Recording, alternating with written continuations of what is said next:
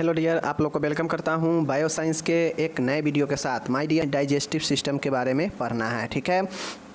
और यह क्वेश्चंस आपके बहुत इम्पोर्टेंट है आपके बायो साइंस में, एनाटॉमी फिजियोलॉजी में, ठीक है।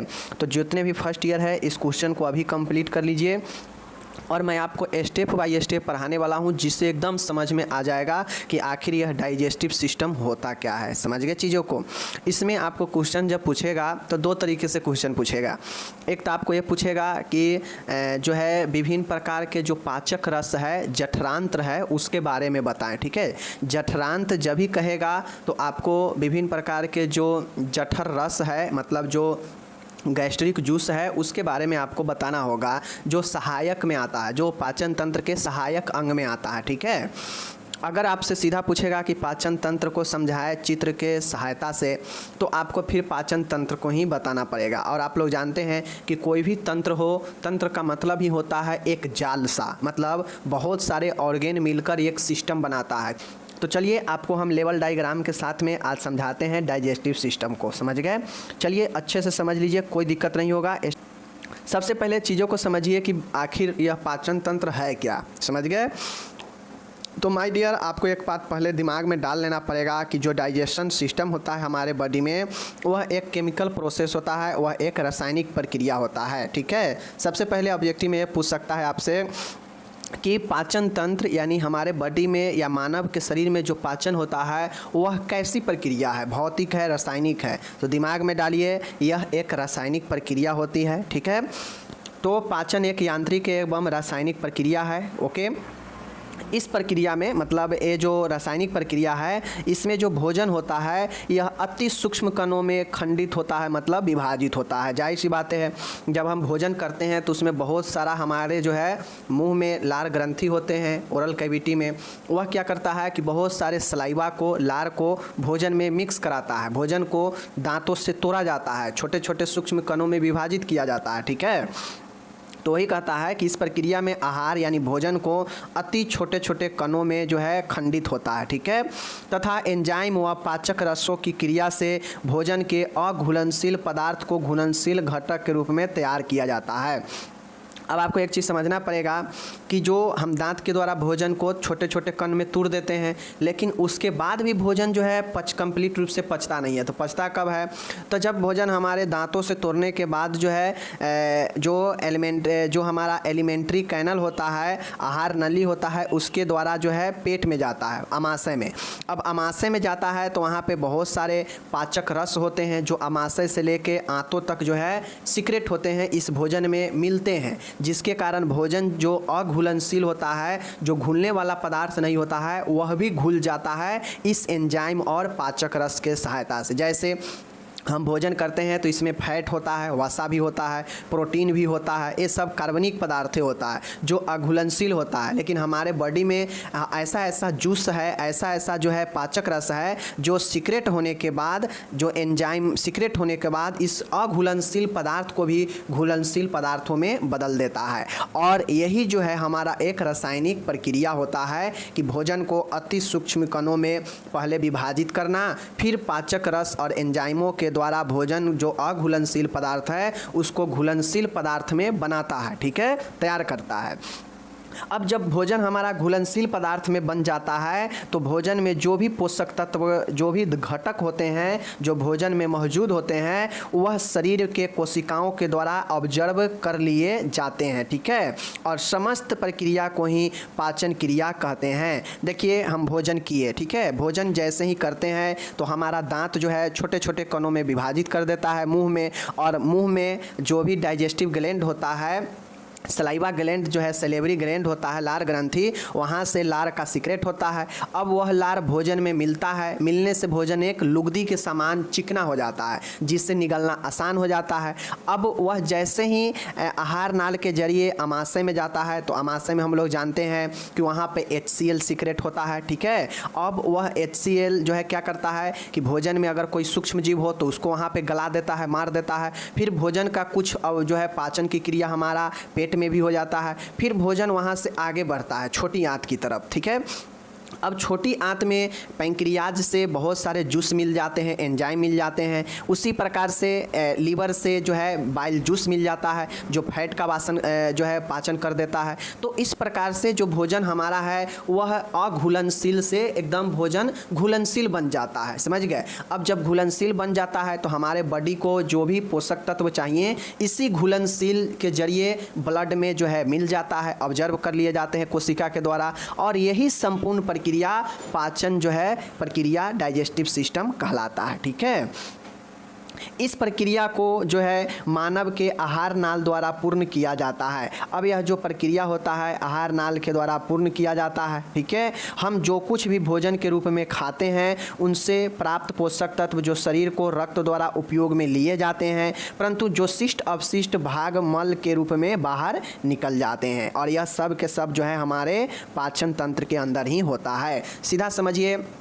कि भोजन करने से लेकर मुंह में प्रवेश करने से लेकर मल के द्वारा जो हम मल त्याग देते हैं वहाँ तक के जो प्रक्रिया होता है वह पाचन तंत्र का ही हिस्सा होता है। समझ लीजिए इतना, भोजन मुंह में लिए और वहाँ से जैसे ही भोजन मुंह में लेते हैं पाचन की क्रिया शुरू हो जाता है, और इसीलिए कहा जाता है कि पाचन की क्रिया मुंह से ही शुरू होता है। तो मुंह से शुरू होने के साथ भोजन मल के रूप में बाहर जो निकलता है उस तक के प्रक्रिया को हम लोग पाचन की प्रक्रिया, पाचन तंत्र ही उसमें शामिल होता है। और इन सभी ऑर्गेन में जो प्रक्रिया में शामिल ऑर्गेन होते हैं वह पाचन तंत्र के हिस्सा हो जाते हैं। ठीक है, तो यही हमारा कुछ पाचन तंत्र होता है जो मैंने बता दिया आपको।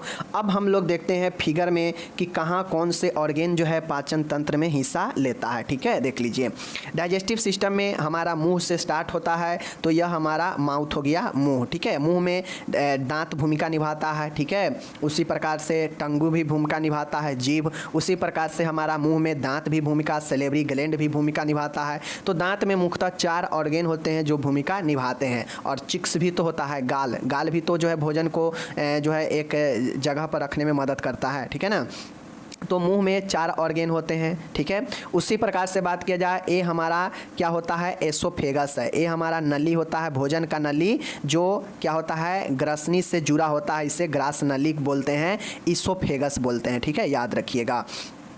इससे पहले एक फेरिंग्स होता है, याद रखिएगा, और फेरिंग्स हमारा उभयनिष्ठ होता है, कॉमन होता है, क्योंकि फेरिंग्स जो है श्वसन में भी रहता है और यहाँ पे डाइजेशन में भी भूमिका निभाता है। तो फेरिंग्स कॉमन होता है, फेरिंग्स दोनों जगह होता है, और इसी फेरिंग्स से कनेक्ट हमारा कौन सा होता है, एसोफेगस होता है, ग्रास नली होता है। तो 3 ऑर्गेन हो गया। अब भोजन इस एसोफेगस जो है यह अमाशय से क्या होता है, जुड़ा होता है, जो क्या होता है हमारा यहाँ पे जो डायफ्राम होता है उसे क्रॉस करते हुए यह एसोफेगस आता है। ठीक है, और यह सीधा अमाशय से कनेक्ट रहता है। तो अमाशय से एसोफेगस कनेक्ट रहता है जिसमें भोजन आता है। उसके बाद लीवर होता है, जो कि लीवर हमारा बाइल डक्ट का क्या करता है, निर्माण करता है, जो बाइल फैट के पाचन में क्या करता है, भूमिका निभाता है। ओके, उसी प्रकार से हमारा लार्ज इंटेस्टाइन होता है। लार्ज इंटेस्टाइन जो हमारा होता है, ये वाला लार्ज इंटेस्टाइन होता है।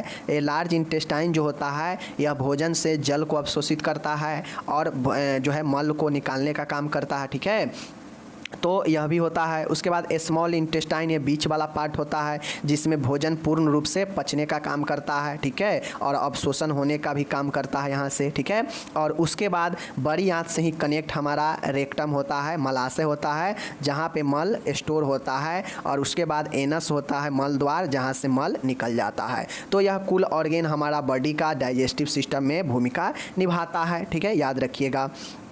इस प्रकार से आप फिगर बना दीजिएगा, यहाँ मुंह दे दीजिएगा, उससे कनेक्ट एक फेरिंग्स दे दीजिएगा, उसके बाद एक एसोफेगस हो जाएगा, फिर एक हमारा क्या हो जाएगा, अमाशय हो जाएगा, फिर हमारा एक लीवर हो जाएगा। ठीक है, और यहाँ पे पैंक्रियाज नहीं दिया गया है, पैंक्रियाज भी भूमिका निभाता है। ठीक है ना, तो ये सब जो है ये आपका ऑर्गेन हो गया। ओके, कोई दिक्कत नहीं। चलिए आगे हम लोग देखते हैं। अब इसके आगे, अब जब हम लोग पाचन तंत्र के बारे में अच्छे से लिख देंगे तो फिगर बना देंगे। फिगर बनाने के बाद हम लोग लिखेंगे कि ये जो पाचन की क्रिया है, इस पाचन की क्रिया में मानव शरीर में निम्न अंगों का समावेश होता है। मतलब पाचन तंत्र में जो डाइजेस्टिव सिस्टम है इसमें बहुत सारे ऑर्गेन शामिल होते हैं।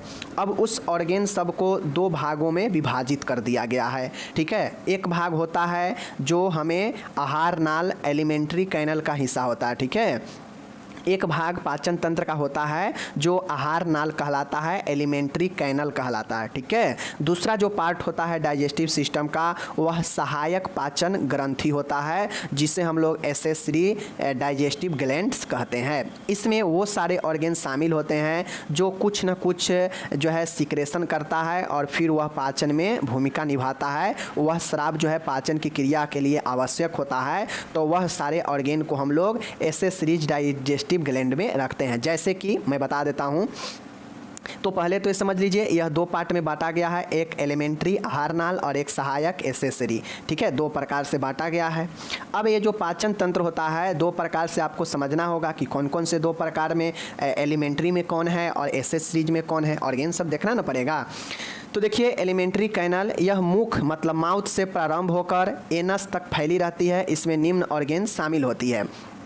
तो जो एलिमेंट्री कैनल होता है इसमें मुख्यतः वे सारे ऑर्गेन शामिल होता है जो भोजन को क्या करता है, एक से दूसरे ऑर्गेन में भेजता है और वह जो है धीरे धीरे आगे की तरफ जाता है भोजन हमारा, ठीक है। तो यही है, यह मुख से प्रारंभ होता है। एलिमेंट्री कैनल कहाँ से प्रारंभ होता है, मुख से, माउथ से प्रारंभ होता है और एनस यानी गुद्दा मलद्वार के जरिए जो है यहाँ तक फैला हुआ होता है। मुंह से, माउथ से लेकर एनस तक इसके बीच में जो जो ऑर्गेन आता है डाइजेस्टिव सिस्टम में वह एलिमेंट्री कैनल का हिस्सा होता है, ठीक है। मुंह तो हमारा सबसे स्टार्टिंग हो गया पाचन तंत्र का, और एनस जो होता है मतलब गुद्दा जो होता है यह सबसे लास्ट वाला अंग होता है पाचन तंत्र का। तो इसके बीच में जो जो ऑर्गेन आएगा वह एलिमेंट्री कैनल का हिस्सा होता है, ठीक है। जैसे देख लीजिए, जैसे मुख ओरल कैविटी या यहाँ पे देख लीजिए माउथ होता है, ठीक है ना, पहला हो गया मुख गुहा।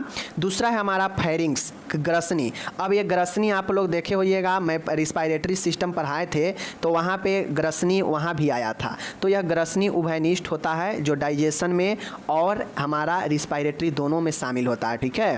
तो मुख के बाद फेरिंग्स हो गया, ग्रसनी। अब तीसरा पॉइंट है हमारा, तीसरा ऑर्गेन है वह एसोफेगस होता है, ठीक है, जिसे हम लोग ग्रास नली या ग्रासिका बोलते हैं, ठीक है। यह फेरिंग्स के बाद कनेक्ट होता है ग्रासिका या ग्रास नली। देखिए मुंह होता है, मुंह से कनेक्ट हमारा ग्रसनी होता है, ग्रसनी से कनेक्ट हमारा जो है ग्रासनली होता है, ग्रासनली जो है हमारा अमाशय से जुड़ा होता है, फिर अमाशय छोटी आंत से जुड़ा होता है, फिर छोटी आंत हमारा बड़ी आंत से जुड़ा होता है और बड़ी आंत में ही हमारा एक रेक्टम होता है और रेक्टम के बाद हमारा एनस होता है, ठीक है। तो यह जो है सीरियली भी याद रखिएगा तो बहुत आसान है। पहले मुंह, मुंह के बाद हमारा एक होता है फेरिंग्स, फेरिंग्स के बाद फिर एक नली होता है जिसे हम लोग क्या बोलते हैं, ओसोफेगस ग्रास नली बोलते हैं।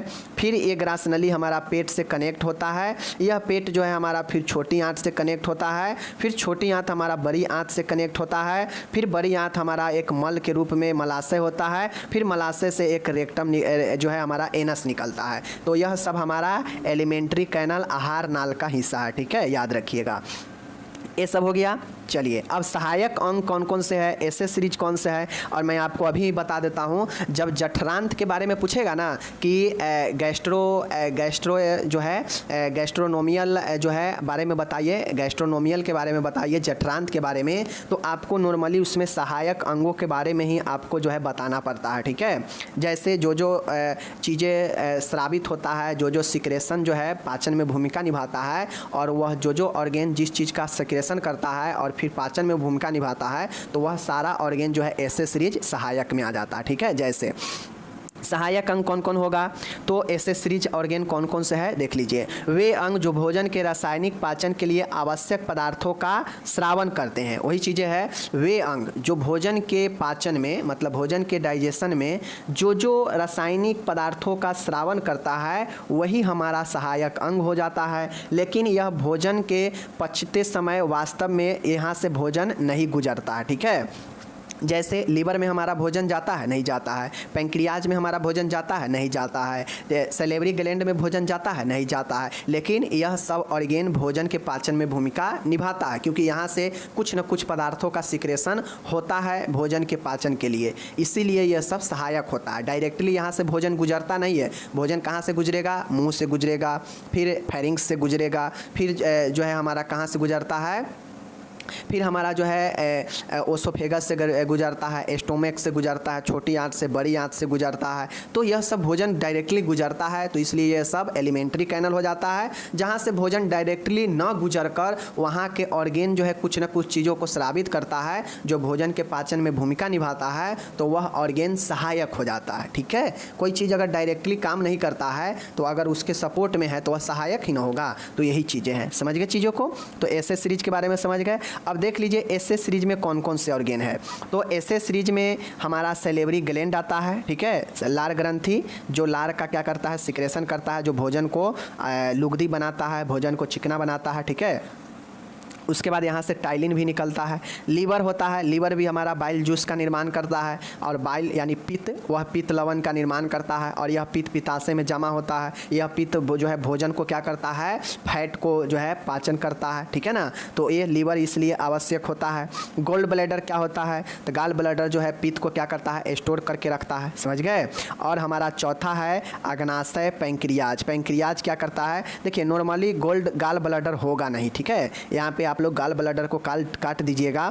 जो गाल ब्लैडर है यह गॉल ब्लैडर होगा नहीं, क्यों, क्योंकि डायरेक्टली जो पित्त का निर्माण करता है तो लीवर करता है, यह लीवर ही सीक्रेट कर देता है। ठीक है ना, पित्त का रखने का जगह है जो हमारा स्टोर करने का, वह गाल ब्लैडर है। गाल ब्लैडर जो है सीक्रेट नहीं करता है, सीक्रेट कौन करता है, लीवर ही करता है, इसलिए गाल ब्लैडर इस अंग में नहीं होगा। ऐसे सीरीज में गाल ब्लैडर नहीं होगा, इसको ध्यान में रखिएगा। ठीक है, इसको हटा दीजिएगा यहाँ से, टाइप मिस्टेक्स हो गया। ठीक है, चौथा है हमारा, इसको तीसरा ही मानिए यहाँ पे, अग्नाशय। पैंक्रियाज जो है पैंक्रियाटिक जूस का निर्माण करता है, ठीक है, जो भोजन के विभिन्न प्रकार के एंजाइम्स निकलते हैं भोजन के पाचन के लिए। तो यह तीन, सैलिवरी ग्लैंड, लीवर और अग्नाशय, यह तीन इंपॉर्टेंट है ऐसे सीरीज ऑर्गेन के लिए, और यही हमारा जठरांत हो जाता है। ठीक है ना, अब चलिए हम लोग आपको बता देते हैं। अब देखिए मैं यहाँ पे एक चीज़ें बता देता हूँ आपको।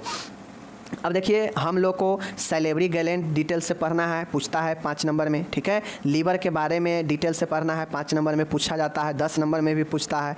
अग्नाशय भी 5 नंबर में पैंक्रियाज के बारे में पूछता है, तो अग्नाशय तो हम लोग आज पढ़ लेंगे डिटेल में।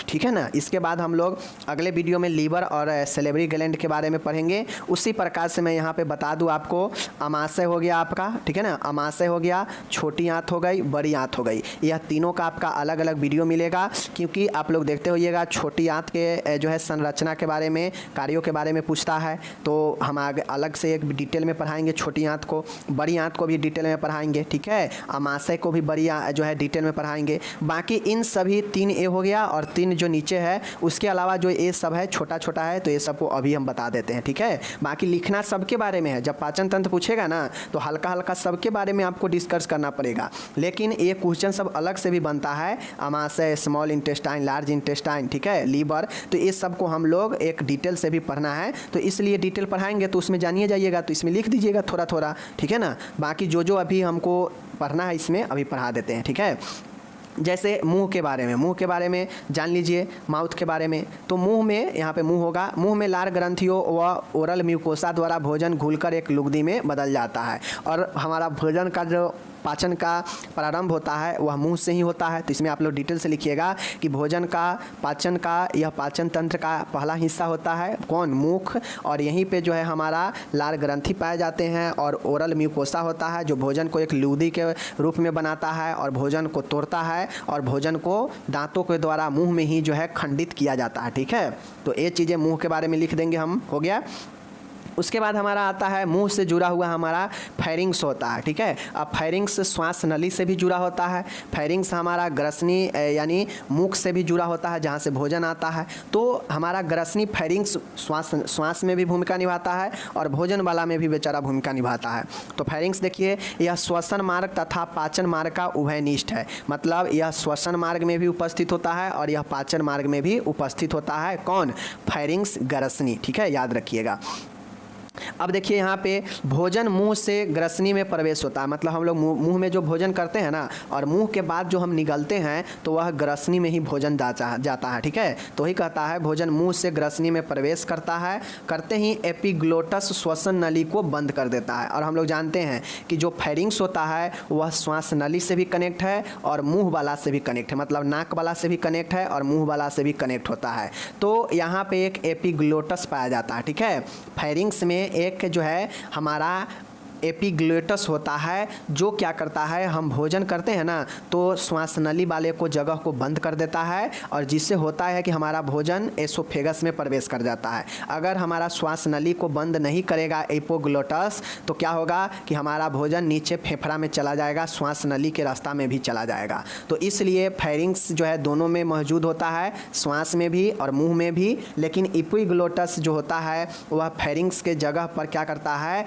कि जहाँ से अगर मुंह वाला कनेक्ट है तो अगर हम श्वास लेते हैं तो मुंह वाला को बंद कर देता है और अगर हम भोजन करते हैं तो यह श्वास वाला को बंद कर देता है। ठीक है, इसीलिए एपिग्लोटस का यही काम होता है। ठीक है, समझ गए। तो यही चीज़ें हैं जो फेरिंग्स का ही एक हिस्सा होता है। भोजन मुंह में ग्रसनी में प्रवेश होते ही, जैसे ही ग्रसनी में भोजन प्रवेश करता है तो वहाँ पे एक एपिग्लोटस होता है। ठीक है, वह एपिग्लोटस श्वास नली को बंद कर देता है और भोजन वाले जगह की ओर जो है भोजन को धकेल देता है। ठीक है, तो ये समझ गए। और अगर हम वायु प्रवेश करा रहे हैं तो वह भोजन वाले को बंद करके रखता है, जिससे हम क्या करते हैं कि एपिग्लोटस जो है श्वास नली की तरफ हमारा श्वास हवा को भेजता है और इधर पेट वाले जगह यानी एसोफेगस वाले को बंद करके रखता है। ठीक है ना, तो चीज़ों को समझ गए। चलिए अब देखिए, यही फेरिंग्स का 3 भागों में विभाजित होता है जो अभी ऊपर मैंने बताया। वही देख लीजिए, हमारा नोजोफेरिंग्स है। मैंने ऊपर बताया जो नाक से कनेक्ट होगा फेरिंग्स वह नोजोफेरिंग्स होगा, जो मुख से कनेक्ट होगा फेरिंग्स वह ओरोफेरिंग्स होगा, और जो कंठ के तरफ होगा उसे लैरिंजोफेरिंग्स कहते हैं। तो यह 3 प्रकार में विभाजित है। ठीक है, जैसे यह फेरिंग्स है, ये फेरिंग्स हमारा मुंह से भी कनेक्ट है और यह हमारा नाक से भी कनेक्ट है। तो नोजोफेरिंग्स नाक से, मुंह से ओरोफेरिंग्स, और इधर कंठ से कनेक्ट होता है तो इसे लैरिंजोफेरिंग्स कहते हैं। ठीक है, चलिए ये समझ गए।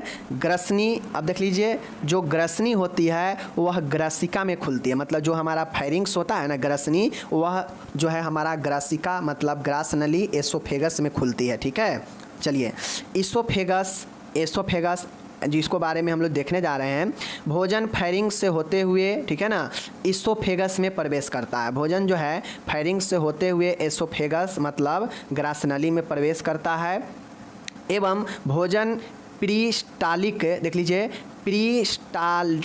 प्रीस्टाल्टिक मूवमेंट से नीचे की तरफ जाता है। जैसे देखिए यहाँ पे एक हो गया हमारा मुंह वाला और एक हो गया हमारा ये नाक वाला। ठीक है, 2 नली आया। ठीक है, यहाँ पे हमारा जो है एक तरफ यहाँ हमारा यहाँ पे समझिए 2 हमारा यहाँ पे काम करता है फेरिंग्स। ठीक है, अब ये जो नली है मुंह वाला, अगर हम भोजन किए फेरिंग्स में आया, जैसे ही फेरिंग्स में आया तो यहाँ पे एपिग्लोटस होता है, एक एपिग्लोटस होता है। यह एपिग्लोटस इस साइड वाले को, श्वसन मार्ग वाले को बंद कर देता है और भोजन हमारा भोजन वाले नली में चला जाता है। ठीक है, और जब हम सांस ले रहे होते हैं तो भोजन के नली को बंद कर देता है और श्वास नली में श्वसन जो है हमारा चल जाता है फेरिंग्स के जरिए आगे। ठीक है, तो यही एपिग्लोटस के बहुत बड़ा रोल होता है। ठीक है ना, तो एपिग्लोटस समझ गए आप लोग। अब हम लोग जानते हैं रेक्टम के बारे में, ठीक है, रेक्टम मतलब मलाशय के बारे में। अब मलाशय क्या होता है, हमारा बड़ी आंत से कनेक्ट होता है, सिग्मोइड कॉलोन में मलाशय में खुलती है। ठीक है ना, सिग्मोइड बृहदांत यानी सिग्मोइड जो कोलोन का हिस्सा, बड़ी आंत का जो हिस्सा सिग्मोइड होता है, यह मलाशय में खुलता है, मलाशय से कनेक्ट रहता है। ठीक है, जिसमें मल एकत्रित होता है, मलाशय में मल ही नहीं एकत्रित होगा। इसका अंतिम भाग गुद्दा नल एनल कैनल कहलाता है। यह गुद्दा द्वारा बाहर खुलता है। ठीक है, अब मलाशय से कौन सा कनेक्ट होता है, मलाशय से मल द्वार एनस कनेक्ट रहता है जो मलाशय से मल को बाहर त्यागने के लिए होता है। ठीक है, और ऊपर जो है हमारा सिग्मोइड कोलोन से कनेक्ट कौन होता है, रेक्टम मलाशय होता है। ठीक है, जैसे देखिए यह हमारा बड़ी आंत है, समझ गए, ये हमारा बड़ी आंत है, एग्जाम्पल के तौर पे ये बड़ी आंत है। ठीक है, तो यहाँ पे मानिए हम ये मलाशय बना दिए, यह मलाशय हमारा हो गया। ठीक है, और इधर ये जो पार्ट होगा ऊपर वाला, मलाशय से ऊपर वाला जो बड़ी आंत के पार्ट होगा ना, उसे हम लोग सिग्मोइड कोलोन कहेंगे। यह मलाशय मल जमा हो गया। नीचे जो है एनल कैनल होता है, गुद्दा होता है एनस, जिससे मल बाहर निकलता है। ठीक है ना, तो ये चीज़ समझ गए। चलिए अब होता है लास्ट में गुद्दा यह एक छिद्र है जिसके द्वारा मल को त्याग किया जाता है। इनमें अवरोधी पेशियाँ एस्फिंक्टर मसल्स होते हैं जिनके द्वारा गुद्दा छिद्र के बंद होने तथा खुलने का नियंत्रण होता है।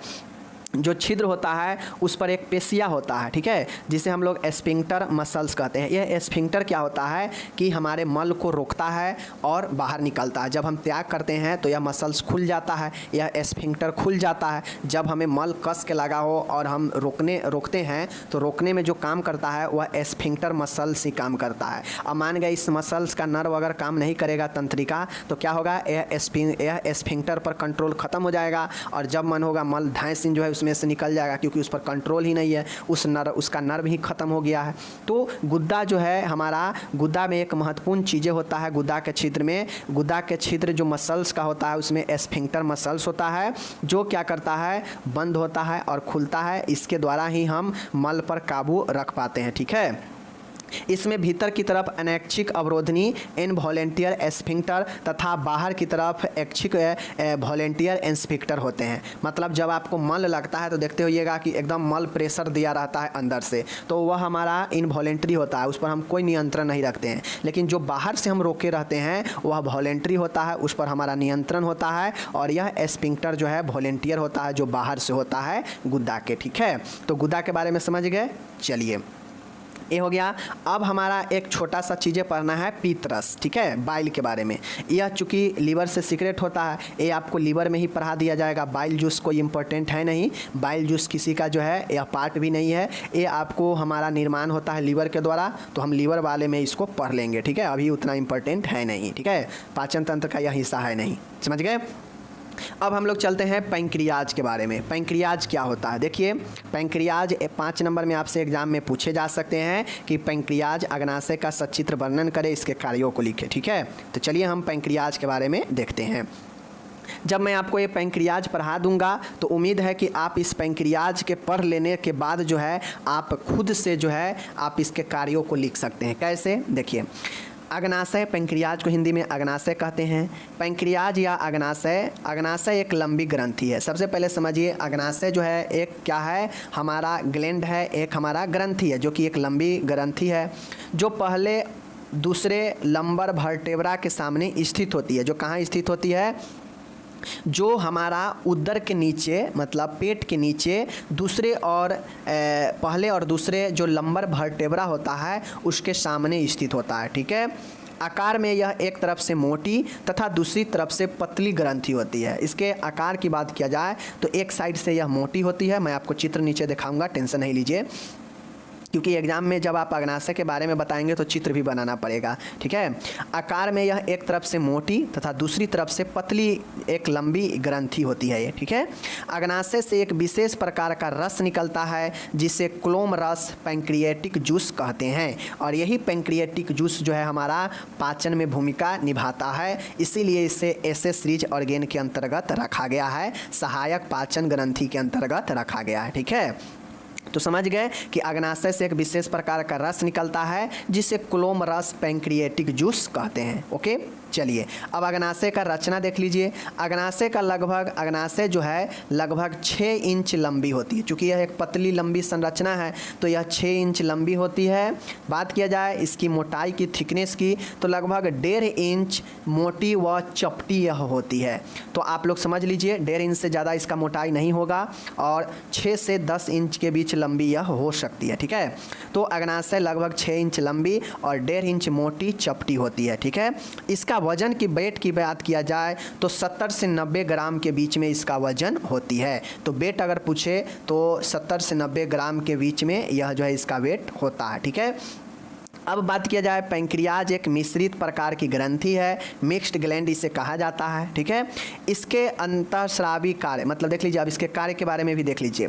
इसके अंतःस्रावी कार्य के अंतर्गत इंसुलिन और ग्लूकोन का स्रावन होता है। यह पैंक्रियाज किसका काम करता है, तो यह अंतःस्रावी इंडोक्राइन ग्लैंड के रूप में इंसुलिन और ग्लूकोगेन का स्रावन करता है। पहला ध्यान में रखिए, ठीक है। चूँकि इंसुलिन तो सब लोग जानते हैं, लेकिन ग्लूकोन ग्लूकागोन के रूप में लोग बहुत कम ही जानते हैं। तो आपसे पूछ सकता है कि इंसुलिन के अलावा अग्नाशय कौन से एक अंतःस्रावी हार्मोन जो है रिलीज करता है? तो ग्लूकागोन और इंसुलिन दो तरह से यह अंतःस्रावी सिक्रेशन करता है। और रही बात बाह्यस्रावी ग्रंथि का, तो यह पाचक रस जैसे एमाइलेज, लाइपेज और ट्रिप्सिन का स्राव करता है, जो पाचन में भूमिका निभाता है। ठीक है, तो अगर आंतरिक स्राव की बात करेगा तो इंसुलिन और ग्लूकागोन, और बात रही बाह्य स्रावी के रूप में तो यह पाचक रस, एमाइलेज, लाइपेज और ट्राइप्सिन का स्राव करता है। यह हो गया।